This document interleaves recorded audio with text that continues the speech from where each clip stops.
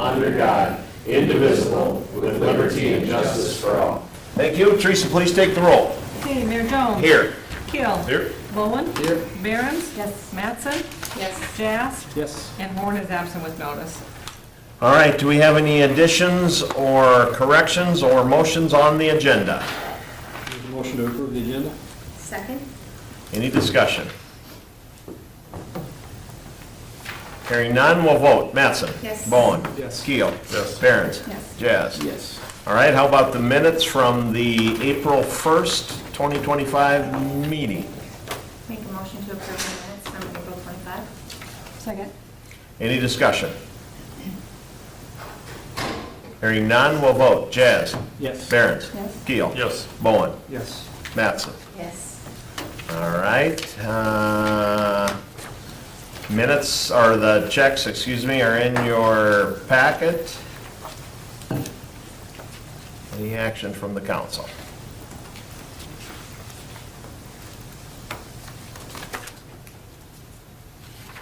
On what? On the board bill. Bills, Sorry. bills, checks. Apparently I had my own thoughts going. Make a motion to approve bills for payment?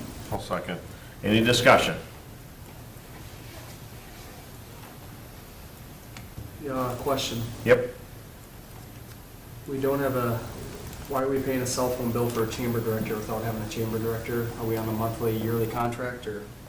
We're in the process of transferring that right now, Yeah. actually. We're gonna transfer it They're over gonna, to them. they want to take over the number and everything, so they've got to get accounts set up. So we've been working the last week to get that switched Yeah. over to them. Okay. That's why we're still paying it. We're Yeah. keeping it active, Just so. keep the number active Yep. and viable. Anything else? Hearing none, we'll vote. Mattson? Yes. Bowen? Yes. Keel? Yes. Behrens? Yes. Jazz? Yes.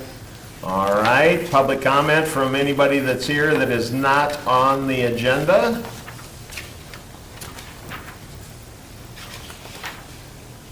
Seeing none, we will move to visitors. First up, Leah Johnson from the Jamboree Committee.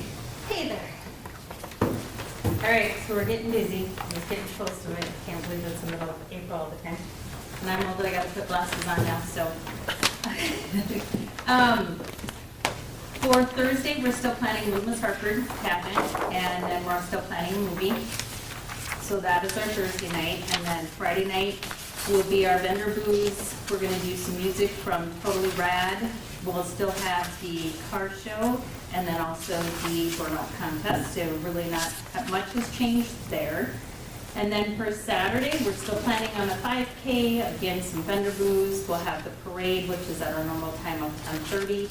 Movement of today is encouraging if people if they're interested to pre-register, because it helps them registration day, but you can still register the day of. Our grand marshal this year will be Mr. Bob Luder, who I'm sure most of us know, because he's been in Hartford for a million years. For family entertainment, we have a couple of different items here. We're still gonna do the flag disposal. We're gonna have our West Central Choir again. The band is out of town, so we won't have the band quite this year. We will have the ones that march, but there's several of them, I think including Mr. I, that are actually out of the country. I think is what he told me. And then we're gonna do some new couple things. We're gonna do some Taekwondo self-defense, just kind of showing people that it's out there, it's options. They can even come and participate and play a little bit with it. Our pedal pull is still on. We're also going to do a different type of show for the kids and family. We're going to do Magic of Travis Nye. Bill Baker is out this year, so he had another engagement. Then instead of having music, we're going to try a karaoke, just to kind of fill some of the air, because I know a lot of people try to go home, take naps or whatever. They have kids that are tired. So instead of having a band come in, or live entertainment, we're going to try to do some karaoke and maybe just a DJ. We also are trying to put together a pickleball tournament to try to bring in some of the pickleball players, including some kids, trying to get ideas for kids, because we know there's that age group that's just kind of a gap, but there's not a lot. But again, carnivals are very, very, very expensive. Now they're up to around 40K. So we're trying to find more feasible options, obviously. So we're trying to figure that out. We're also maybe working on a cornhole tournament that the Legion might be hosting, or not the Legion, the Dugout might be hosting upstairs. Again, kind of geared towards maybe that audience that would be the kids and just kind of a little bit of fun. And we're also here to ask what it would take for us to offer like a free swim day for the public. If we need to pay for it, again, trying to get kids and families to use what we have for resources. We're a growing community. Some people may or may not do a pool pass, I don't know, or maybe they don't, their kids are not able to go because maybe they work during the day. So we're trying to just figure out ways that we can make it more accessible for families, but yet still keep it cost effective for people, because we all know what price tags are doing lately. So we do have that question out for you guys, because we don't really know what it would take if we would have to cover. What do we charge when somebody wants to rent it? Depends on how many people they have. We start at 50, you know, that goes, Oh. you know, the more people, the more lifeguards we need, so Right. it kind of gets stepped Okay. up. But 50 minimum would be. Yeah, Like when Golden West does it, because they do Yeah. a pool party, I'm just curious on, what is that, because They actually, we count the people and they actually pay us for every person that comes through. What does it cost per Golden- person? Yeah, Golden West pays us, yeah. With the $5 Oh. or $4. Yeah, goes by age, but yeah. I'm just wondering logistically how crowded it might be.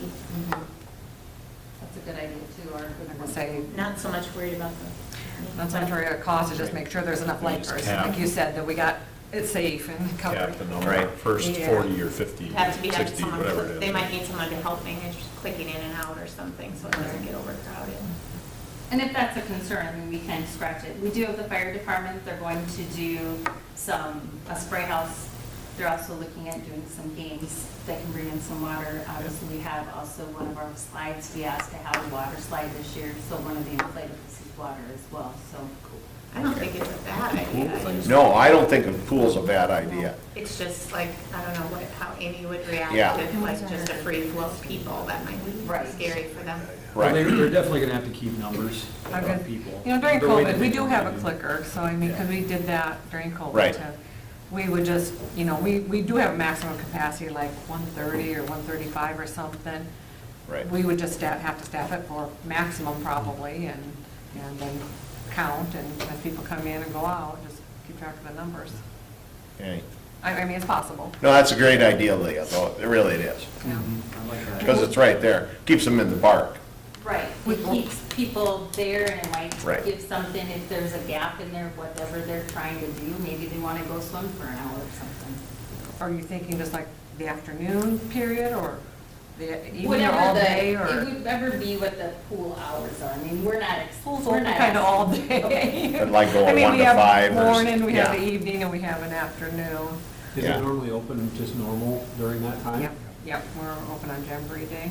I would say the afternoon. I would think because the afternoon would mornings get you kinda the geared biggest- more towards the parades and stuff like that. Right. And the evenings, I don't know how busy it would be. Right. So maybe more the afternoon. Afternoon. I was just thinking, Yeah, maybe just to make staff it- it for max capacity. Yeah. Maybe probably that afternoon would probably be the busiest. It'd probably be good to just, if we can think about it. Yeah, you're coming back in May Manager to too, get- and find out Yes, how because busy that's it especially normally Yeah, this is. let's morning, let me so talk a little bit turn in. with Amy and. Yeah, we'll talk about it, Situation Okay. and, we'll talk about it and make sure before you come back for your money on the 6th. Okay. We'll have some Alrighty. sort of an answer. And then, let's see, like I mentioned the fire department, we're gonna do some spray house in the fire games. Our inflatables are back again. We also are going to have a Finney Mini Farm and Sanctuary. So that's new this year too. So kind of bringing in some of the farm animals that some city kids don't get to see on a regular basis. Thought that would be kind of fun. And then we'll wrap it up for Sunday. We always wrap it up with our community worship. And then Saturday night, we do have the concert in the park. We've got a Mankato group that was here quite a few years ago, but they bring in quite a attraction. They're foreplay, so Oh, sure. They got some groupies. yes, they've got followers. Oh, that's your group for Saturday night? What's it called? Foreplay. Foreplay. There's four of them that play. Okay, got it. Vacation week. I always thought it meant something else. Not in that case. Like I said, we're just kind of bringing this all Yep. to you, just so we can let you guys think about it. I will be back because I have special event forms that I'll be getting completed and turned into Teresa, and then you'll get to see me again. All right, anybody got any questions for Leah? Thank you, Leah. Yep, if you guys have ideas, definitely Yep. throw them at us, because like I said, we're trying to figure out ways to fill gaps and still be creative and still keep it reasonably priced, so we know we still have a budget to fill, so. Well, we got some road projects, we could probably, Yeah, Kevin Road project, yeah. Who needs a road? all right, Thanks, Leah. thank you All right, very guys. much. Thank you, have a great night. You bet. Next up, Michelle Schilling with Downtown Hartford. All right. You wanted one more time on that side of the podium before you, Huh? you wanted one more time there before I you did, moved on. before I moved to the other side, to the dark side. Ooh, I'm just kidding. ouch. All right, so I'm here on the wayfinding sign. Now, last time I was here, I believe, our request had dropped down from 6,000 to 3,000, and that was gonna be shared half by the city and half through our DHI budget allowance. We actually got quite a few businesses, more than we expected, interested in the wayfinding sign. So we had only allotted for five for the city and 5 for businesses. Well, we ended up having more than that wanted to participate in the sign, which we were pleasantly surprised. So we had to go and get the sign reconfigured. The sign was originally kind of spanned out wider, and I don't know if you guys got the pictures, but now it is spanned out taller. The reason being, we could have gone wider, but with where it was agreed to be placed, then it was gonna have to be kind of a whole new, can it still fit there? Where this would still fit, this doesn't change anything. So we do still have room. Yeah, okay, we had to take one off. But we still have room for additional businesses that may want to be on the sign. So now with the reconfiguration, the price went back to closer, that invoice, if you guys have that, it's $51.92. So I think prior to me in 2023, when this project was started, the original ask was, I think, 6,000 is what I was told. Then we realized that the sign is actually double-sided. We thought we had to buy 2 separate signs, but, so this is for a double-sided sign, the $51.92. So now it's closer to more of that original ask that was brought up to begin with in '23. And so that's what we are requesting, is that this would be approved. The city would still pay for half, and then the other half would come out of our budget of what we were allowed, and has kind of been held like in a possible earmark for us. Putting it in, gonna have Craig's guys, or Yeah. was that the Yeah, plan? we had talked previously, and, We can do it. yeah. We know you can do it. Remind me again where this is going. Over by the fire station, right off Western. So kind of what, like the fire station in Creekside on the corner there. And is there arrows, or, I can't remember, I didn't. On here? Yeah, No. so It does just it, says historic downtown Hartford. oh, it just says, Yes. does it point that way, or it just, So it'll, as you're coming off the interstate, you'll see the sign, and you would see it on Highway 38, and it will be right at, whatever that street is, the fire station. South. yeah, South. South, south and western, so, So it's implied that it's Yes. to the right because Yes. you can't turn to the left. yes, If you're coming, if Especially- you're northbound. correct. And if you're Yeah. southbound, it's implied. that We, it's- we had actually talked about an arrow, but when we were getting it drawn out and everything for us, he was just like, well, I mean, it doesn't really, we had it done a couple times and it didn't look really good. And so, and then when we kind of logically thought about it, we were like, well, the little blue signs that are out there right now, they don't have arrows on them. They just say downtown district. So they're like, the little blue signs don't have any arrows on them. So we were like, well, with all the renditions that they gave us, this actually looked the best. I'm gonna get into the weeds a little bit. Is it, like, this is obviously the sign, that will the city be responsible for the Nope, it'll come with the structure? pilings or Okay. posts or Okay. everything. And then there was something that Craig and I had discussed, but it's probably been a year ago, Craig. And there was something that needed to be installed, like you mentioned, if someone hit it or something, there's something that has to be. Yeah. Like they have on the stop signs and stuff? It looks like there's probably something in here with that, I was looking at it. Because the post itself, so they're only 10-foot poles, and this sign is 6 foot, so I mean, there's, looks like there's something that flows in the ground here yet too, so. So what are the businesses each paying? Is that what you said you had more interest? So each business is paying $100 for, and it's just a one-time fee. Cheap. I'd like to It get my is. company on there. Huh? I'd like to get my company on there. Okay. Yep. But there's an app, I'll have Caitlin send you the application. But yeah, it's $100. We, because it's,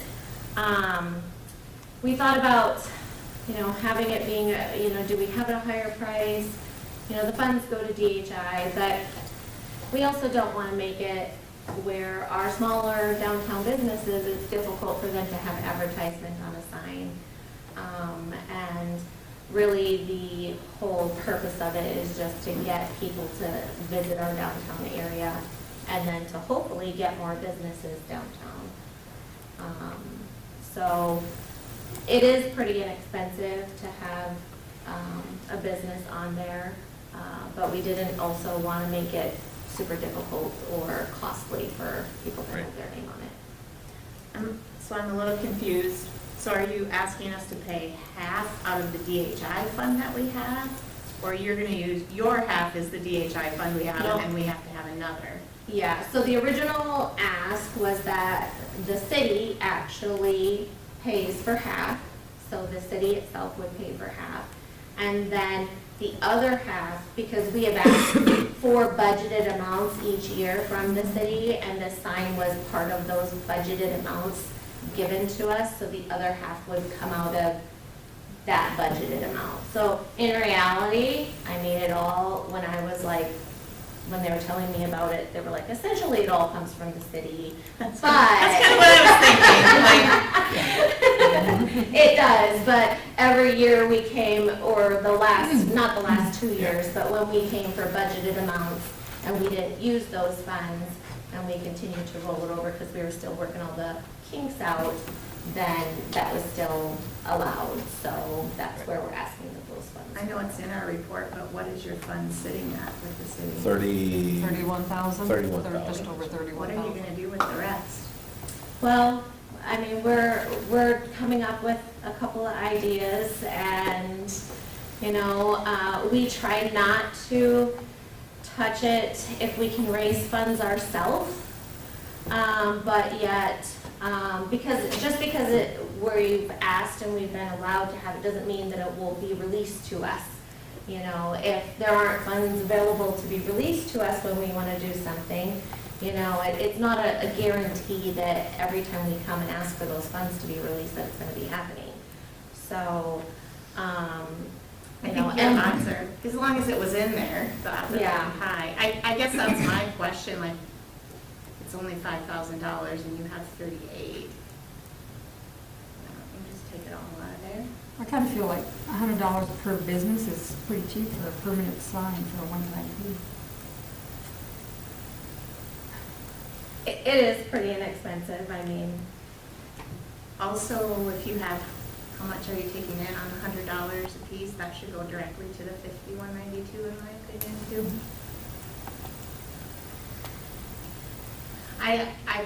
I think the sign's great. I'm just curious. yeah. Because that's a pretty healthy budget just to carry without any intended purpose. It just seems like you could knock $5,000 out of there without pretty much. Right. And we do have intended purposes for them. It's just that we don't have the availability of the things that we want to do yet downtown to be able to do those. Like, we would really love to be able to have permanent trees downtown, but because the possibility of the sewer area or things having to be ripped up, we don't want to use those, because if it's all gonna be torn up anyway, we don't wanna waste the funds that are allotted to us, which is another reason why we haven't come back and ever asked for any more.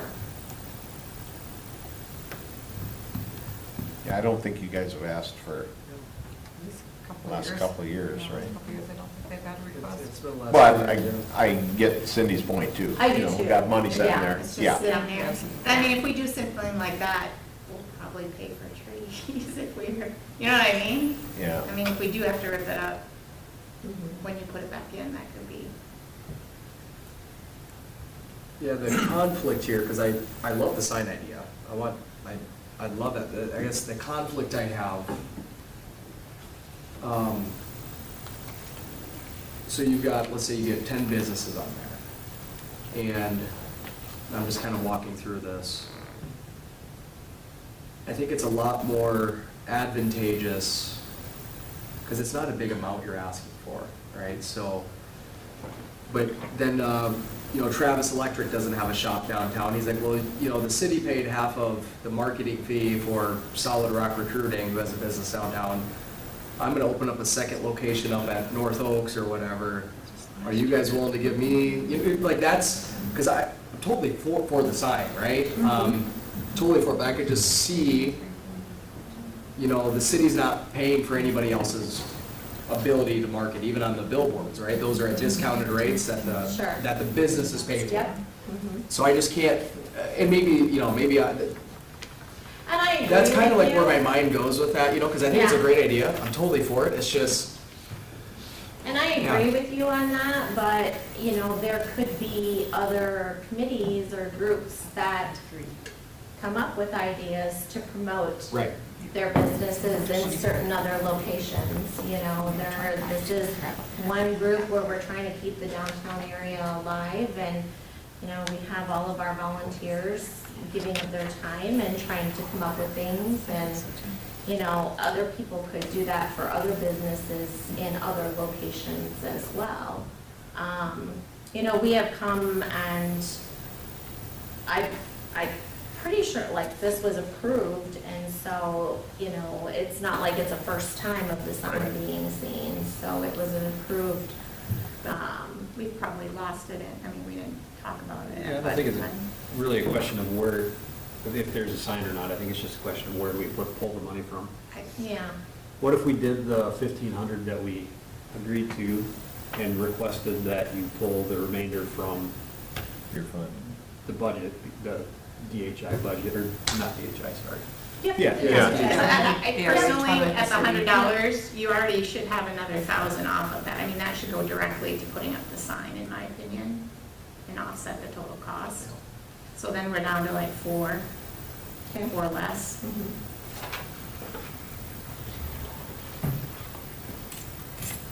All right. I think, I personally, oh, go ahead, I Travis. say, I think, I like that $1,500, and the thing that's really not being spoken about that has value is the city's time to help install the sign and place it, and so there's some value there as well.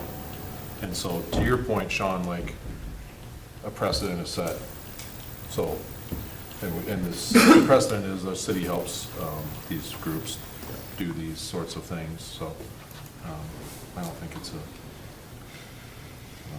That's all certainly within the wheelhouse. Right. I You'll would have compromise concrete and on other that. stuff involved too, 1,500. so Yeah. There's gonna be expenses, you'll have other expenses. yes. Yep. Right, which are being discussed, but one would assume that the city Concrete. would pay for that as Sure, well. yeah. And so, I mean, if a motion is made, in my opinion, it needs to be inclusive of funds being spent in that manner. For the install, Sure. Sure. right? Yeah, yeah. All right, somebody wants to fire away, fire away.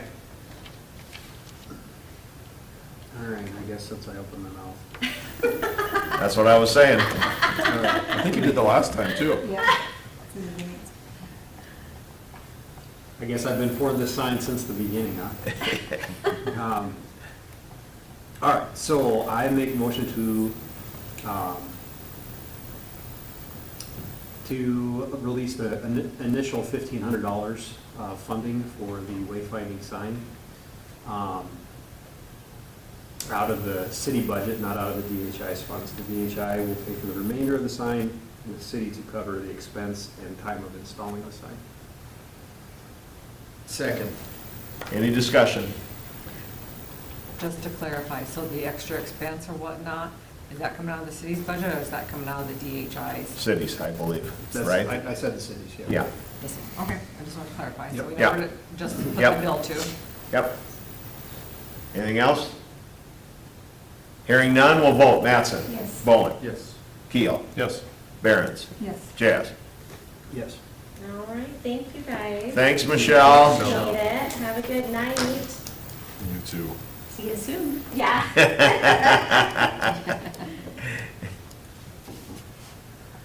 All right, we have applications, agreements, hearings, resolutions, ordinances, 7:05, we missed it by a little bit.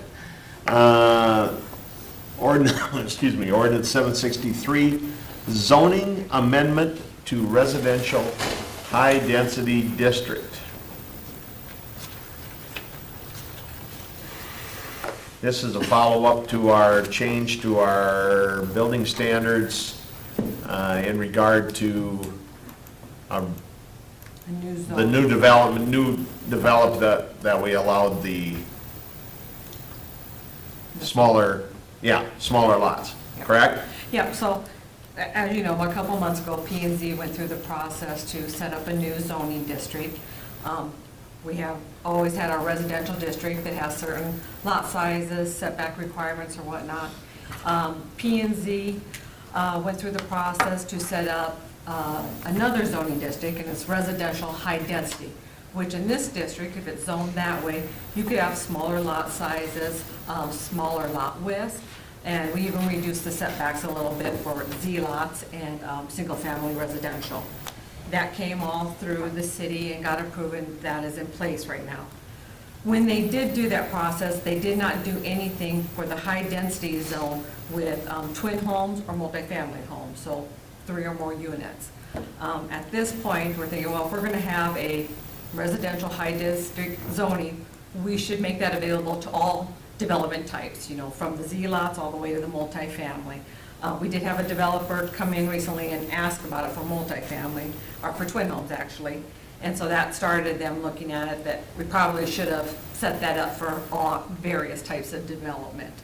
So we looked at other communities, it did go through P and Z, looked at other communities, what they have set up for high-density zoning for residential, did some comparisons, and through that process, P and Z basically, in your packet, is suggesting some changes to the twin homes now and the multifamily, which would allow smaller lot sizes again, and smaller lot widths, the frontage on it.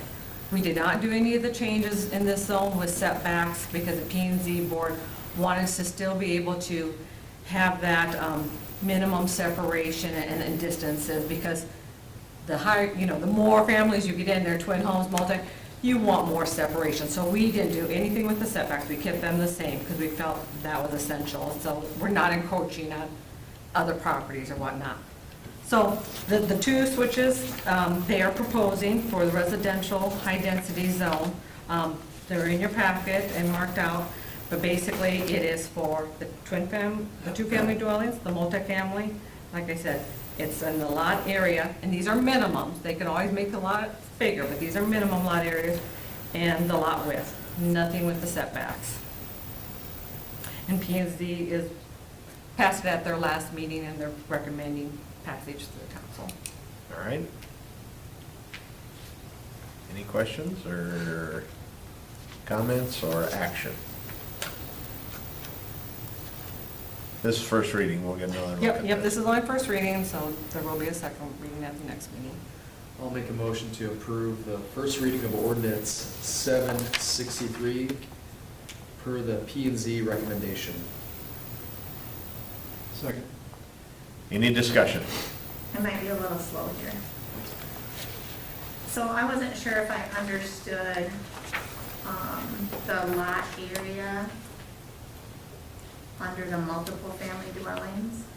So under multiple, it's 3,000 square feet per dwelling unit. So Yeah. if you have 3 units, you're gonna need 9,000 square feet. If you got 4 units, you're gonna need 12,000 square So feet, I was and so on. Trying to look at what was crossed out, and so that we went from 7,500. Mhm. Plus 800 per unit, so it was quite a large area. So we went from a 7,500 flat plus so much per unit to 3,000 per unit. That's a huge reduction. It's very Um, comparable with surrounding cities for high density. Brandon, 2,000 per unit, they're even lower than what we're suggesting. T, it depends on the number of units you have, but it's 7,500 square feet if you're 3 to 8. You know, they don't have the extra 800 on it. Lennox is 3,000 per square unit, which is what we're suggesting. Harrisburg is only 2,000 per unit. Del Rapids, up to 8 units, it's 10,000 square feet. That's how they do it. To address your concern, Cindy, I understand where you're coming from. I can remember, it's been a long time since I've been to P and Z and talking about this.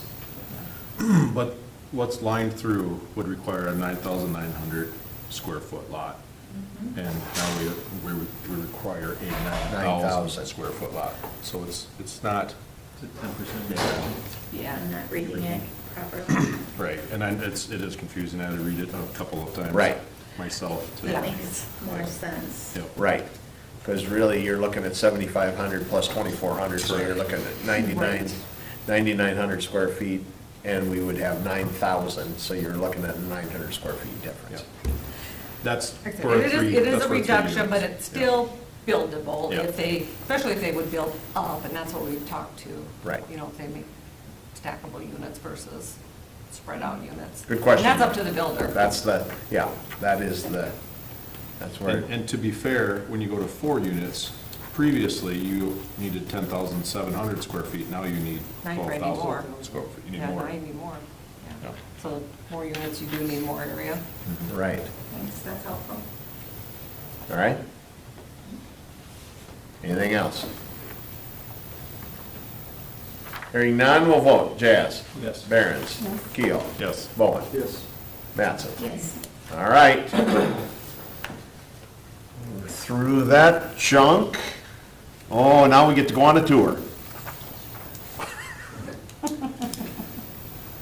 We'll start with the reports. First up is Chief Bryon Schumaker with the Hartford Area Fire and Rescue. Hi, Chief. Good evening, Mayor, councilors. Kind of a rundown of March happenings, 31 calls total for the department, 13 of them in the city.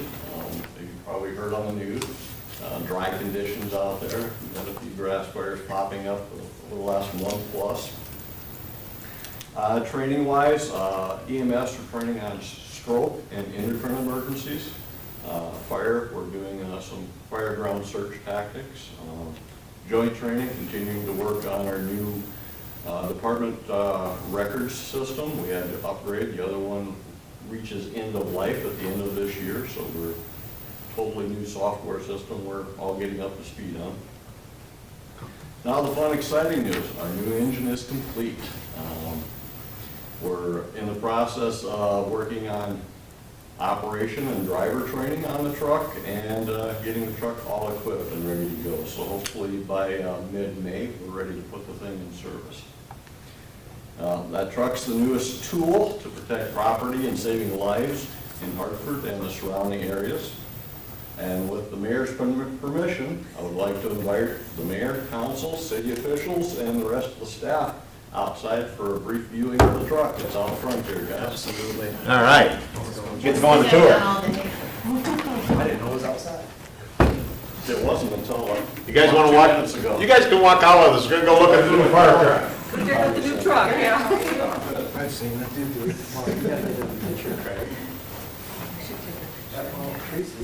Once in a while, we gotta get a chance to see. Well, if you're gonna take a picture, you can just send it to me.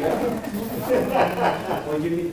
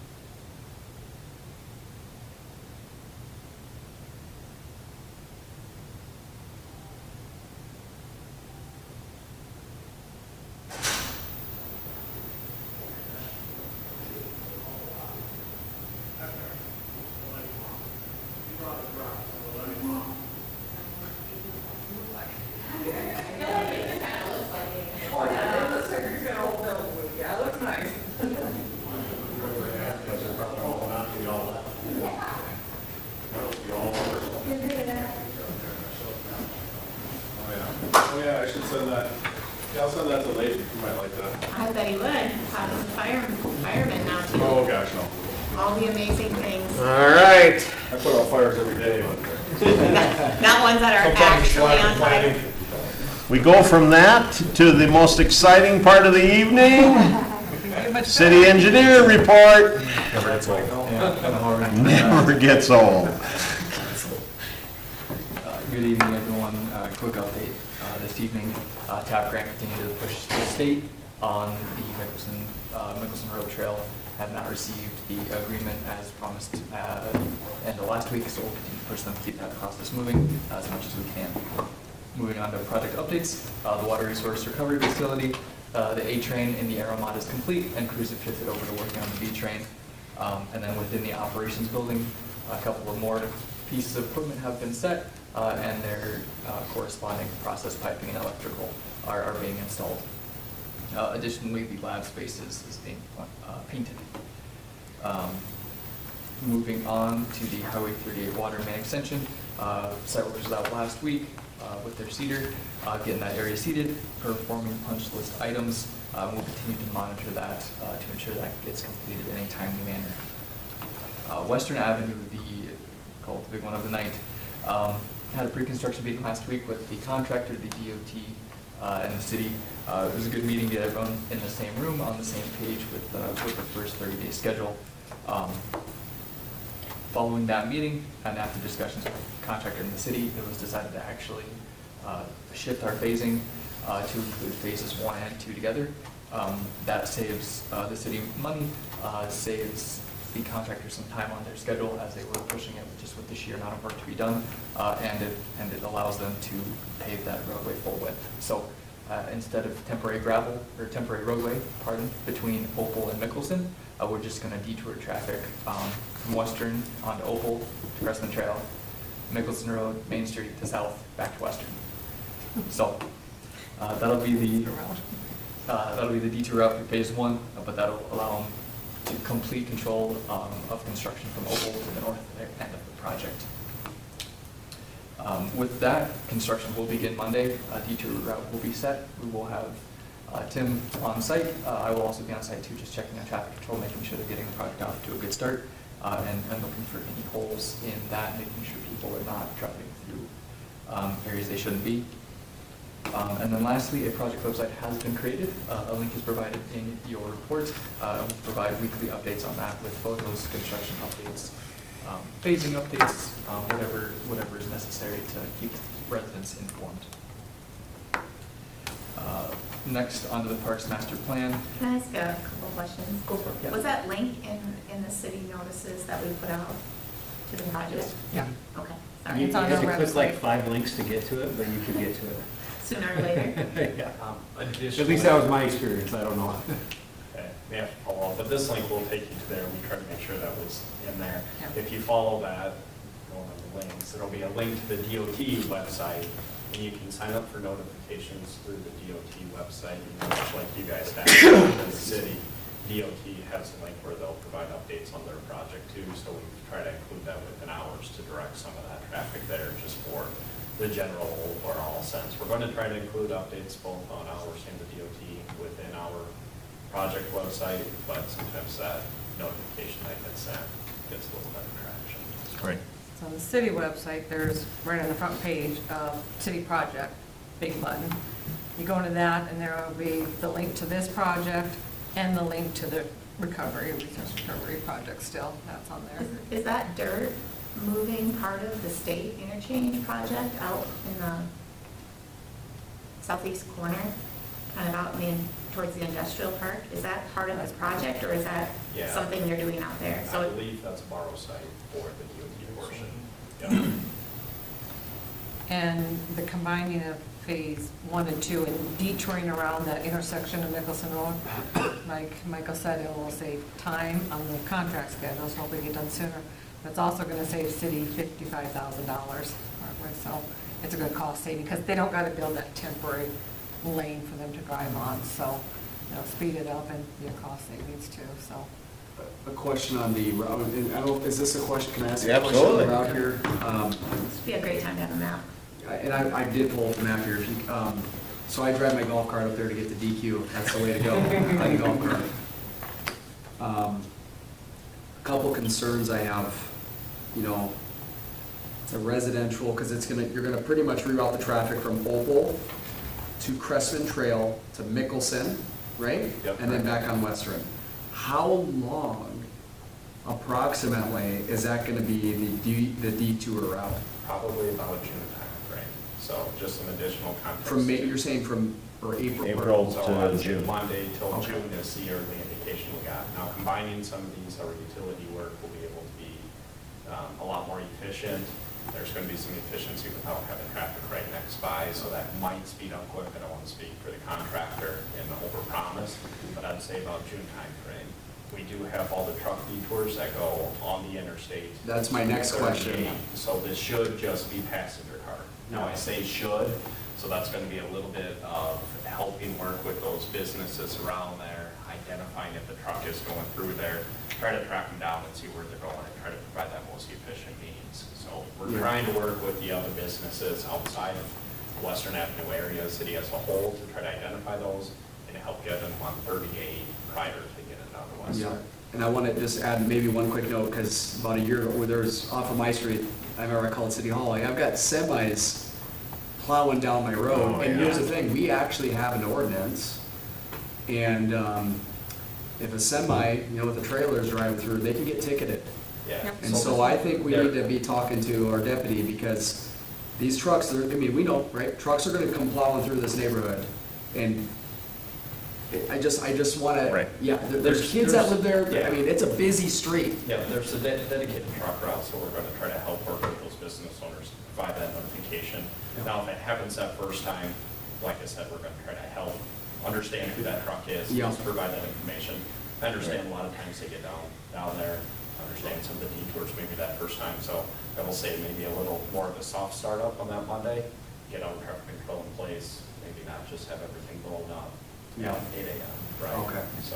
Thank you. Our deputy, daytime deputy is back now, and I have talked to him about our plans for this, so he is aware of what's going on, so we're going to keep an eye on that, like you said. Yeah. Thank you. Can you give us that route again, please? Hopefully to Crestman. Nicholson to Main to South Street. Oh, Nicholson, Maine, okay. Right.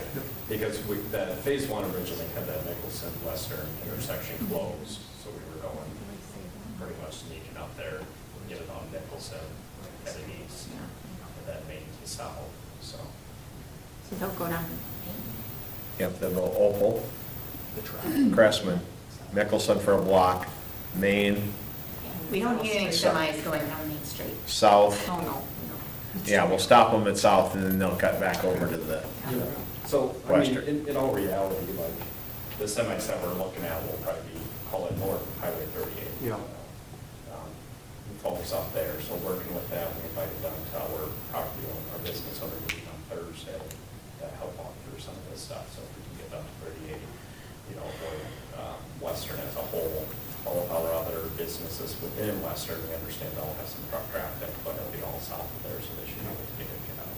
Okay. Is there like signage, like no through Yeah. trucks? Yeah, Yeah. They're in the process of getting all that up right now, so locate just came through yesterday for the signage on it, so.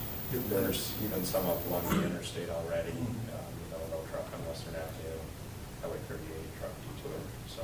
that street there on Opal where they're working on the, For the. Car wash. We're talking to them. Talking to them too, to have park them different park places. Man. down further. So if they can park on the east side. yeah, it'd be nice to get them, Yep. Crestman, there's that stretch of curb there with no driveway, so it would be a good yeah, landing spot. Yeah. So. okay. How are we communicating with the residents that live along this road? So all those residents in the area, I would say that Bigger Block Vision, they did get letters that were mailed to their house. They had all of our, I believe, Teresa and I's contact information on there. That way, if anything comes up, it's either going to go to her or I, and we can try to address that. We're going to try to send periodic notifications out to them, really try to drive them to the websites with your guys' things that you guys already got in place, right? The Facebook page, providing updates on that. Big thing is getting that notification out. We'll have our guys out there with the ISG shirts on to try to do as much as we can. Be there. The few residents that are south of South Street, so there's like Jennifer Drive and there's like Spillman and there. Yeah. We actually We're put out putting door letters. hangers tomorrow. Hangers, yeah, to them to let them know, because they will still have Access. get access to get around the barricades to their residents. They'll want to be partially barricaded there and then fully barricaded after that. Yeah, I mean specifically, I was concerned about the folks on Crestman and Opal there because of, their concerns previously about traffic. and Yeah, I think the first couple days will be the worst. After that, people will figure out, like residents in town will figure out, unless I need to go up that way, I'm not gonna go up there. Exactly. You know, Right. they'll go a different route. Yeah, Yeah. The big thing is working with the truckers and Yeah. that, try getting them off there, you know. sounds good. The school's been notified, so they're aware of it too, and everybody else. so. Did Chris at Imagination get a letter? Because, I know they have a fence, but that, they're gonna turn right there by their place on South.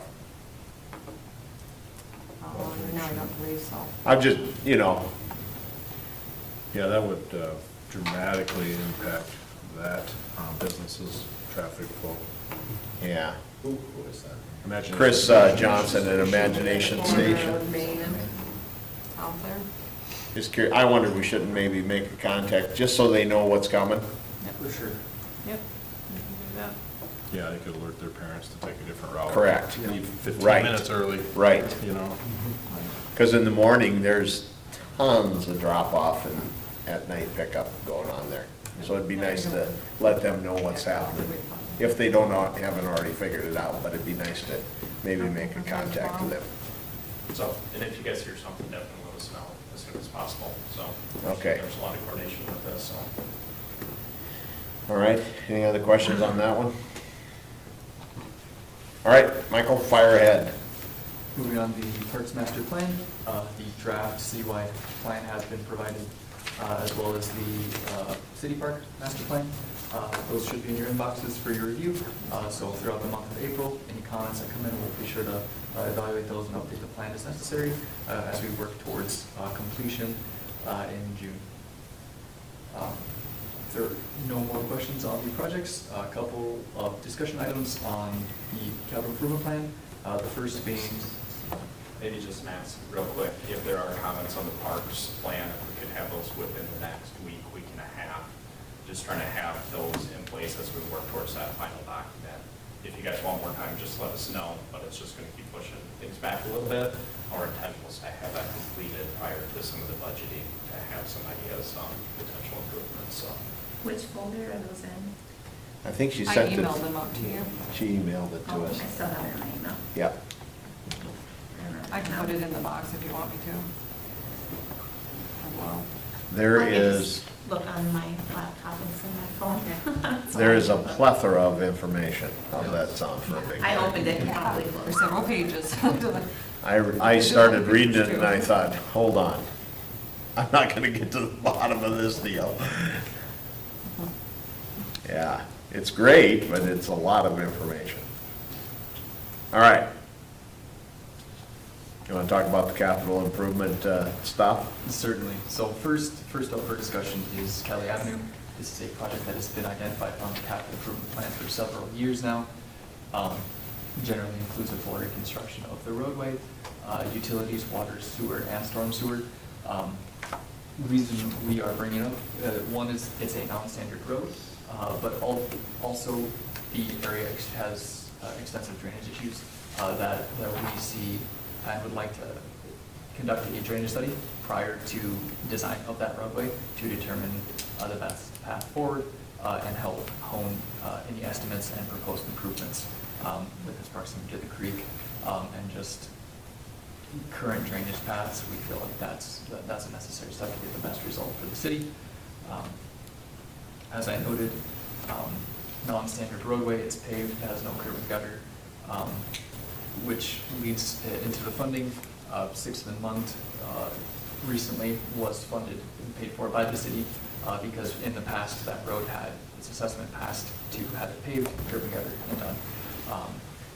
On Sixth and Month, utilities led that project, but due to the expense needed to replace those utilities, the full road was replaced. After discussions with city staff, it was believed that that is a non-standard road, maybe even though it's paved, not in the same category as Sixth and Month. So ultimately, before we got into any sort of study for that, we wanted to make sure that planned $30,000 for the drainage study would be the best use of those funds. Because we don't want to have a drainage study conducted and then decide to not do the project if it relies on assessing and can't get buy-in from those property owners. If that would be the case, we recommend that $30,000 is better spent elsewhere on things that will actually move forward. Were you trying to dance around the street assessment? It's not like No, a that's hot not topic or But anything. the biggest thing we want to understand is what the funding model is for this project, right? We can go through, we can do the study, we can do the design, but just making sure we're not just going to put a study on the shelf. The study will give us a lot of good information on understanding that area, right? Based on the capital improvement plan, the timeline of it, we're going to get the study done this year, full design next year, and then project ready to go. So if we want to stick with that timeline, it's having that conversation tonight just on our funding scenario, making sure we're all on the same page on that. And yeah, it comes down to the street assessment on that, right? It doesn't have curb and gutter. The proposed project is full width, paving, curb and gutter, asphalt, sidewalks, plus utilities with utility replacement, to the right of way, so. Even with assessment, that doesn't help that much. Well, so the assessed cost, or the projected cost, engineer cost, it is $1.8 million for the project. Michael and Justin did pull numbers. Of that, there's about $359,000 that is water related. I think our water fund is healthy enough to absorb that, because you can take that out of the water fund. And $395,000 out of sewer, and that's healthy enough as well. That's what the concern. Leaves you about a balance of $1 million. Unfortunately, this is a residential road. It doesn't go to any vital infrastructure like schools, public buildings, whatnot, so there's no grant funding out there for it. We can't use a community access grant and things like that. It's just a residential section. So how do you pay for that $1 million? So assessment is what we have done in the past. Most of all of our residential streets, we have done assessments. Michael pointed out our Sixth and Month, we didn't, and that was for the fact that they did have a previous assessment where they did pay for the road and the curb and gutter. They paid for it once. We went in there and tore up that road because we needed to get to the utilities was a problem with that, the sewer under there. And so that's why we had to tear up that road, and we didn't reassess. I would have been assessing them twice. So that one we didn't, but this one, it's never had a city standard road. It does not have curb and gutter in it. It's just an asphalt mat. We all know, like they pointed out, it has drainage problems because it doesn't have, any curb and gutter in that. There's problems with the service lines in it. So this would be a definite improvement to that area that they would get a benefit from that could be assessed.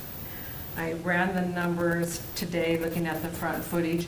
We would be, per our policy, if we do 250, a linear foot, we'd be able to assess about $520,000. That leaves the city with $556,000, which I think we can do with our general. I think it's definitely doable. The question is we probably will not get a petition from those residents along there. Maybe a few of them, they're having the drainage problems, but city can still move ahead with a resolution of necessity, but just be aware of, it might get protest or referred, and you'd have to stay the course if that is what you want to do. So I think that's a thing to think about. I think my bigger fear after having a little conversation with Craig about this is that we're way undershot what this deal's gonna cost, because we think that road is lower. I think there's stuff we're gonna find when we get to digging that up that's gonna cost more than what we're even projecting. That's what concerns me. And that would And stay. I don't mean concern in a bad way. Yeah, the drainage is gonna be a nightmare up there, I- trying to figure out yeah. how to drainage out of there. If you've ever been up there when we've had a big rain, that's a mess. That area, something probably needs to be done. You'll probably get about 6 to 8 of the homeowners that'd be in favor of this. The rest are gonna say, it No. doesn't affect me. Right. It's all the ones down the bottom in the corner. Correct. Get home Yeah. water. Right there at the thing, curve. yeah. That's the, yeah. Hmm. Yeah, that's the tough part. I mean, haven't dealt with a project like this yet, so let's say you got a 1.8 or 1.6 million dollar project that is going to directly benefit, 6 people. And then let's say you have people come to a meeting, they fill it up in here. That's a tough, I mean, that is a tough thing, and I appreciate, thinking through this, because if we say, yeah, let's do it, let's just spend this 30 grand and do this, and maybe this is what we're saying is, does it make sense to take the temperature of that group before we, do something? I definitely think that it'd be good to visit with those people and see what they think. Right. We do have clay pipe up there, which we know sewer pipe, which should be replaced. It's gonna have I&I to it. We do know that with the water main up there, all the service lines, we've been having a lot of problems with those. Some of them have already taken care of it and fixed themselves. Some are just waiting in line to see when theirs is gonna break. So there's a lot of issues with that 4 or 5. development. Like I said, it's gonna be a tough sell. Maybe they would all say, or a few would say, you know what, I'd like to have curb and gutter out front of my place and have a decent, be able to finish my yard instead of having. Yeah, I think in that area, I mean, it would be a definite improvement to home values. Right. I don't know that that's up for debate this time. I mean, that road is just not great. So how would we approach that? Would we send them all a letter, say we're gonna have a public meeting, we'd like to have you guys come and talk to us? I think that might be a good approach, just have a special. I wonder we shouldn't do that first before we even spend Like I said, any. gauge the temperature, I mean, it's crazy to spend 30,000 if we're not gonna use it. right. That's exactly I mean- where we were having Yeah, the that's conversation. But I Yeah. mean, this road's been on the capital improvement plan. For a while. And to your point, you can put it on the shelf and it's not going to expire. It's not gonna go bad. So, correct. Even if we're, halfway there, that study will provide good information on the steps forward. I'm not gonna discredit that at all. It might provide a better estimate for us of what it might. And it will, and that's a little bit of the paced approach that we were going with. That would provide more money for that next step, but just understanding once we get to the design, looking at that funding aspect, so. What do you all find out with that 30,000, Justin? What do we find out? That's the big thing on the drainage, right? How are we gonna manage it?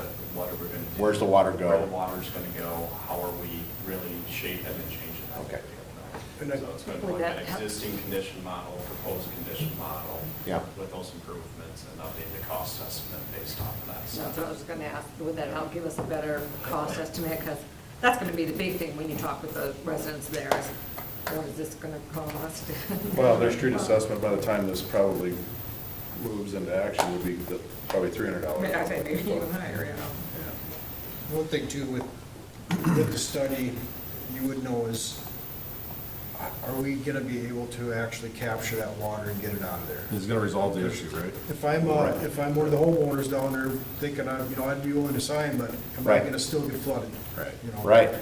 I think it might be a better conversation if we have a better idea That of how this the is- project looks. Yeah, this is gonna fix it, or we think, yeah. I would never It'd be say, better to have more information before you we meet with promise them. you will never have problems. But Right. at least we think that that's better than what To they address have the right now. drainage, yeah. But- Yeah, I mean, I sat on this council when we had 100, 200, 500-year rain events, and it's hard to justify, it's hard to explain why the water did what it did. You know? You'll Yeah, never, pretty much You you'll can't what- capture never figure everything, it yeah. out. But I mean, if they come back and say, we have no way of getting that water out of there without buying out a house and putting, Yeah. Collection, Yeah, you look at some of the Yeah. things Right. they're doing in Sioux Falls, they're doing some pretty creative things as far Yeah. as how they deal with their stormwater runoff Yeah. and holding it and releasing it. yeah, there's a lot of ideas out, a lot of things, but which are all gonna bump this price way up for this project. For sure, yeah. So did we budget for this study this year? We did budget for the study, so we just, for the 30,000. yeah, I for think the we 30,000 should for do the study. And I said then talk about what it, with a real or better idea if we have a lot of additional costs. cost. So you put it on the our next meeting agenda to vote on that, or can we vote on it this evening? So what we really wanted was some direction, so what I would do is I'd bring a proposal with proposal Yeah. services for you guys. Yeah, for next meeting, let's do that. Is that all right? Yeah, because I mean, if it's more than 500,000 and we can't pull from the general fund, then that's a completely different discussion. Yeah, it's a game changer. Yeah. Yeah. All right. Boy, you guys aren't gonna be the most exciting time of the night, you keep doing this kind of stuff. We'll have to start bringing trucks and stuff. You're gonna have to start bringing fire trucks every meeting. Maybe Michael's car or something. Yeah, there you All right, you wanna talk about this other one, citywide water model? Certainly. So, this was also on this budget this year, just for council's awareness. And the objective of this is to create a citywide water model, to use as a tool, to determine the water distribution system's behavior, so that it can identify any chokes in town, and then you'd be used also to extrapolate to developing areas. The city has seen incredible growth. We want to ensure that these developments are going to have adequate water supply, adequate water pressure, and then additionally, as we get further and further out, pressures begin to drop. Where would maybe it be a good location for a tower? Start another tower. Start identifying that, and then large transmission mains as well. So it's a tool to help the city grow more directly, in a more educated manner. It also can help verify sizing that developers are proposing. As we saw in the Route Trail development, we had upsized that main as a potential future connection south of the interstate, just knowing that there's land annex there. We want to ensure that, we have water supply there for the growing needs, to try to limit those penetrations under the interstate. And then, on the city's end too, it provides a regulatory tool. They can monitor performance. There are hydrants that you can actually read data from on the pressures, so they can collect real-time data and compare that to the model to ensure everything is jiving. This is something I brought up to them guys a couple of years ago, last year again. Something that I think is very important for this town is to know what size mains you need to go to. Are we gonna have two different pressure zones in town? As you go out some of these higher areas, you're gonna have to pressurize them. How are you gonna do that? I mean, this will all help to recognize these areas and plan for the future instead of going back a couple of years or 10 years and saying, kinda wish we had a big main out here, What were they thinking? Yeah, so you see that a lot. I mean, They don't know how to so plan ahead. it's just a good idea to figure out where we need to have oversized mains and location possibly for tower in the future, things like that, so. The other aspect of it too is it can live on the city's current GIS. And as mains are added through developments, we can pull that data in, add it to the model, and build this living network that is as up to date as can be. So it's not, we get a development coming, we need a new water model, new water study to determine that, and we can add it to and keep building it out. Yeah, the developer could say, well, we're, in the city can work together to say, we're gonna be limited to X number of houses if you want this pressure, or this size of business using this much water in this area, right? Yeah, you're a lot more proactive. Yeah, well, the biggest thing would just go on development to come into town, that's going to provide great economic benefit to it, right? Not quite have that data, so it's not only looking at the existing, and I don't want to lose sight of that, it's definitely going to take a look at the existing city to state it's in today to have that good base understanding. And then I believe 10, 20, 30 year outlook on growth too, so. So this was budgeted last year, No, it's the budgeted. this year. Budgeted for this year, so same thing on this So one, same. just wanted to have the conversation on and get pulse of council, even though it was budgeted. We have to thumbs up, we'll bring a proposal. Okay. Next time, full scope of services, it'll be very close to what we have included here. Good for that? Everybody all right with that? Yeah, that sounds great. This won't help us if Minnehaha County Rural is working on their pumps and we lose pressure, right? Yeah. We can't account for that, I'm guessing. No, well, our hands there, so. Although if they do take their pumps out of service, we can still run off their other Good, yeah, I mean, we didn't run out, but it's, yeah. All right. Must be a backstory there. Oh, yeah. Pressure. All right, anything else, Michael? That's all we have. Justin? Nothing here. Thank you, guys. Thank you. All right, let's move on to Craig's report. Just a couple of things to, so I did finally get a chance to visit with Harry, with DOT on the lights down there. They did have surplus of budget money this year from snow removal, so they are moving ahead of that. He did talk to Travis Dressen, and he said, yes, definitely earmark the money for this light project. Harry's gonna put some stuff together and start working on it. He didn't know if it'd be, it's gonna definitely come out of this year's budget for them, which ends June 31st. So it'll be taken out of this year's budget, but he didn't know if the project would get done this summer or this fall. He said we'll be moving ahead with it, so. Along with that, we talked about the blue light down on there.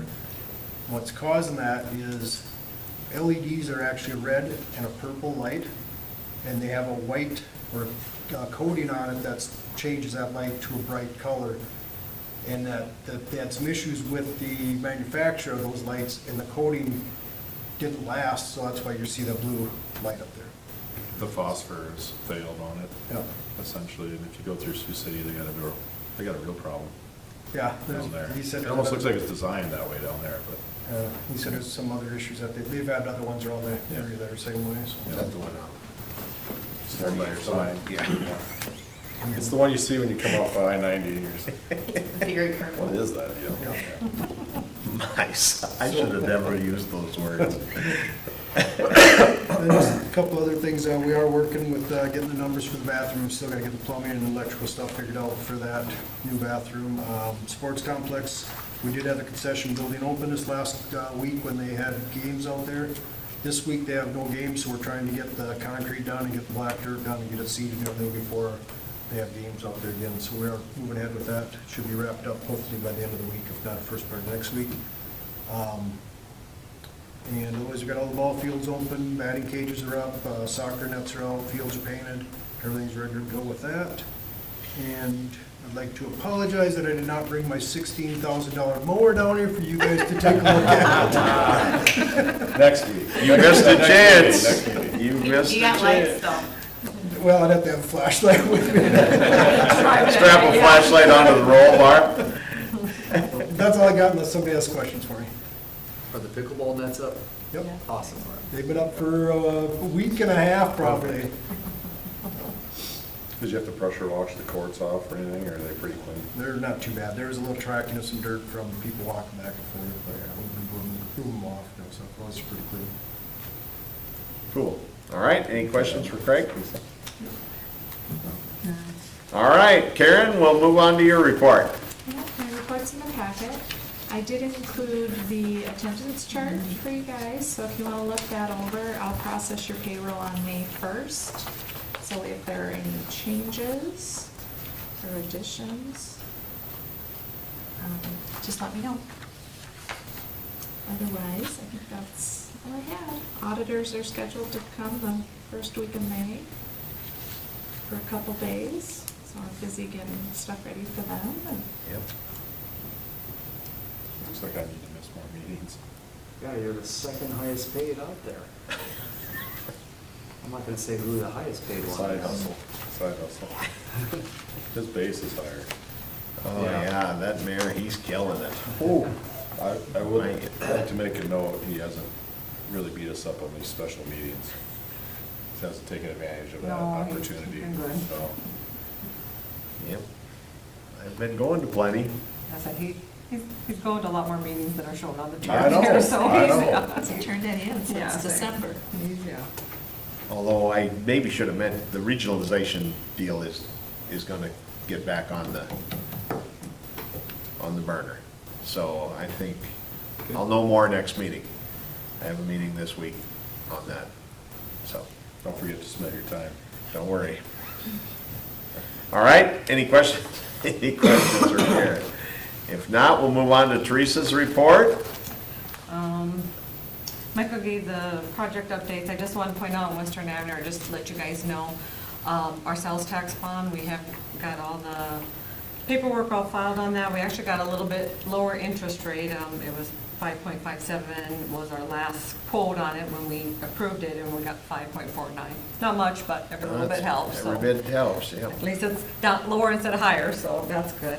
And I am working with Sean at CCOG to resubmit our community access grant. You know, we had that full pile where Oh, yeah. it didn't get included, so we are in the process of getting that resubmitted, so we'll be on their books this year, so. Otherwise, other updates, like I said, I've been working with the chamber. They did hire a new director. It's Jill Scott. She started this week. Actually, Wynn was in with her today, trying to go through and do a little training with her on it. So we're working with, them buying the cell phone and switching the plan over to them. They also got an Adobe program that I think they're gonna cancel, they don't want, but to get that off the city books. Trying to get everything switched over from the city to the chamber. So we're working through that with them. Summer help, still looking for some positions. Public Works, we have hired 3 of them now. We're still probably looking for another one for that. We still need some more lifeguards. I've interviewed 6. We need about 8. We'll hopefully get a couple more applicants to kind of make that all run smoothly. We do need assistant managers at the pool. And then park rec assistants to kids, but that doesn't start until July, so too worried about that, but hopefully we'll get a few more applications in here before season actually starts. This last week, we kind of had a few more. I think kids are realizing summer's coming and maybe we need to get a summer job, so hopefully we'll get those all filled here shortly.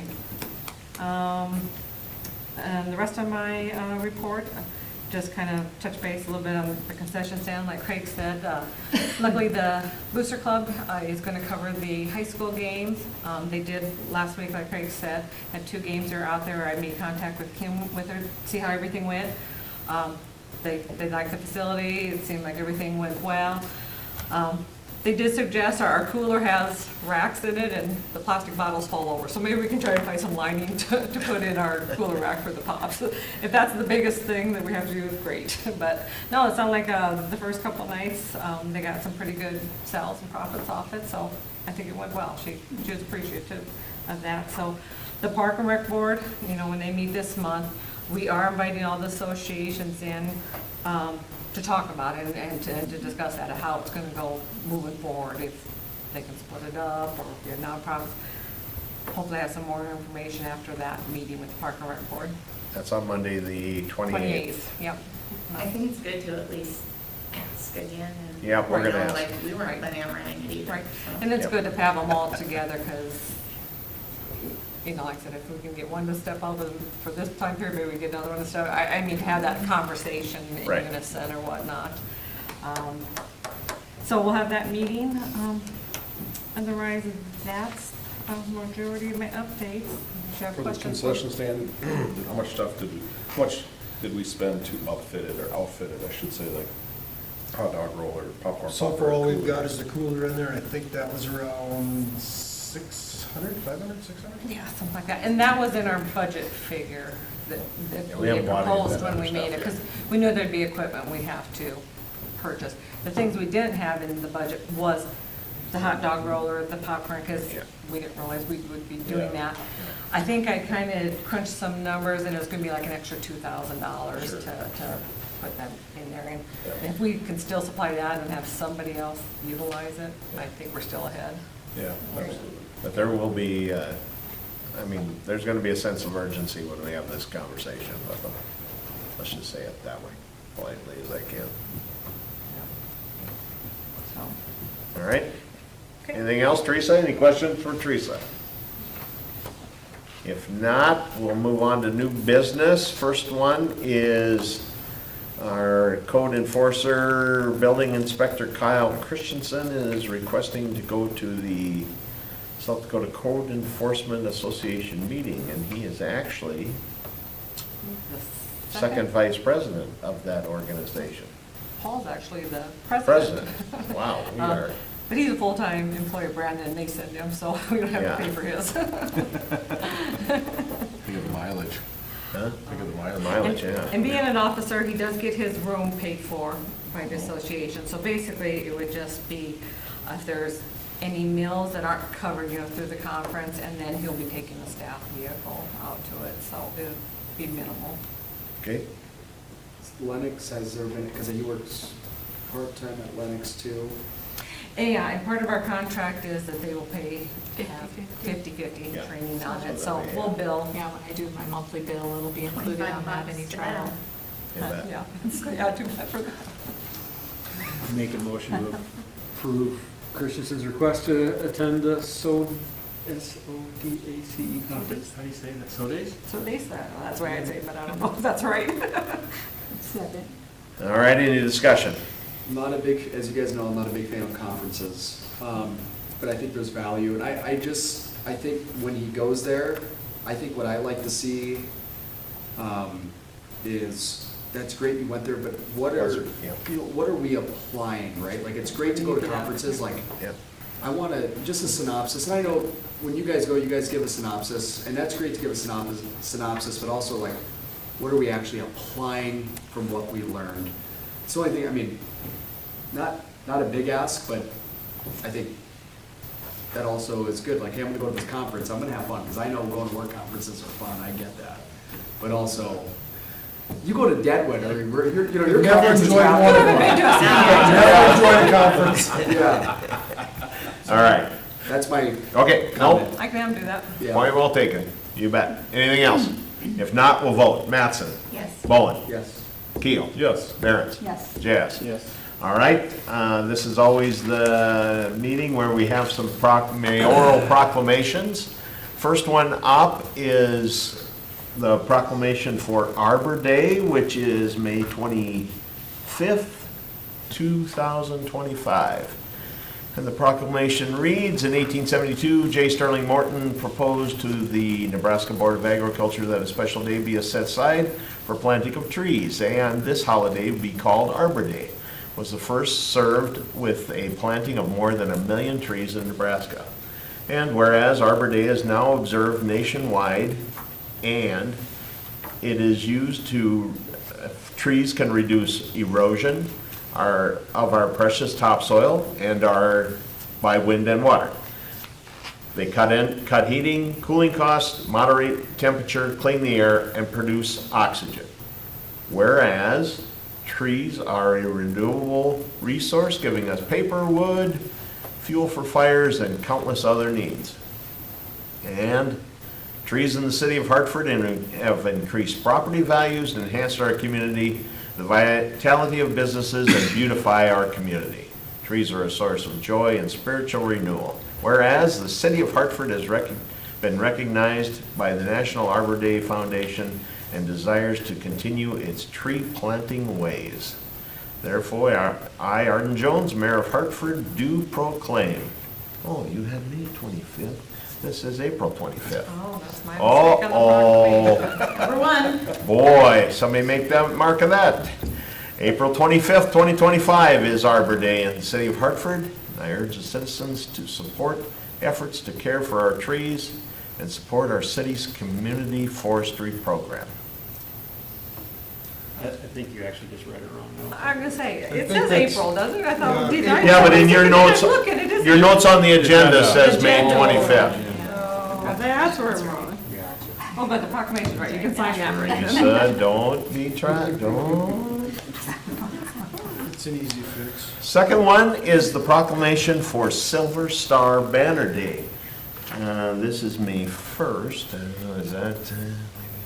That one right, yeah. That one should be Yeah, right, May okay. 1st. Whereas the city of Hartford is always honored to the sacrifice of the men and women of the armed forces, the Silver Star Families of America was formed to make sure we remember the blood sacrifices of our wounded and ill by designing and manufacturing a Silver Star banner and flag.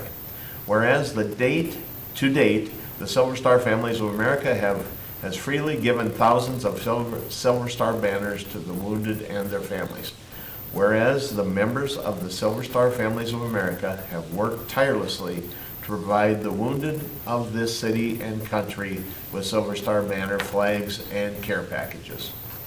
Silver Star Families of America's sole mission is that every time someone sees a Silver Star banner in the window or a Silver Star flag, that people remember the sacrifice for the city, state, and nation. Whereas the people and mayor of Hartford wish that the sacrifices of so many of their armed service never be forgotten, I, Arden Jones, Mayor of Hartford, do hereby proclaim the appreciation of the Silver Stars family of America and honor their commitment to the wounded Armed Forces members. I hereby declare May 1st as Silver Star Banner Day, to officially day to honor the wounded and ill soldiers in the city of Hartford. There we go. That's number 2. Number 3 is that May is Building Safety Month. Now, I'm going to tell you, this one's a little more wordy, so I'm going to hit the first part of this. The City of Hartford is committed to recognizing that our growth and strength depends on the safety and essential role of our homes, buildings, and infrastructure, both in everyday life and when disaster strikes.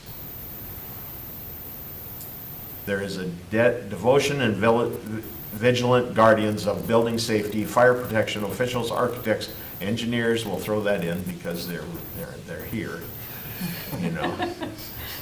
Builders, tradespeople, design professionals, laborers, plumbers, and others in the construction industry who work year-round to give us safe construction of buildings. Whereas Building Safety Month is sponsored by the International Code Council to remind the public about the critical role of our community's largely unknown protectors of public safety, our code officials who assure us of safe, substantial, and affordable buildings that are essential to our prosperity. Whereas, Game On, the theme of Building Month 2025, Building Safety Month 2025, encourages us all to get involved and raise awareness about building safety on a personal, local, and global scale. Therefore, I, Arden Jones, Mayor of Hartford, do hereby proclaim the month of May 2025 as Building Safety Month accordingly, and I encourage the citizens to join in the participate in building safety activities. Man. Bravo. So that is it for the regular agenda. Do we have a motion to move into executive session for personnel and economic development? So moved. Second. All in favor? First half. Yeah. Okay. I thought this was my last meeting, but No, it's you not. got one more. No, I told Hey, you. was the weather siren at 7 or 7:30? 7, and Jenny had the paper that said 7, and she mistyped So 7. Oh, We got the right information. She typed that wrong. you can't hear that on Part T. You can't? Not, I mean, it's very faint in the event of a strong northerly breeze, and rain and wind. And you, because the siren's right on the water tower, I'm surprised you can't hear it. It was faint. Oh, emergency management. We are good. All right, Motion to adjourn. Second. all in favor? Aye. Any opposed?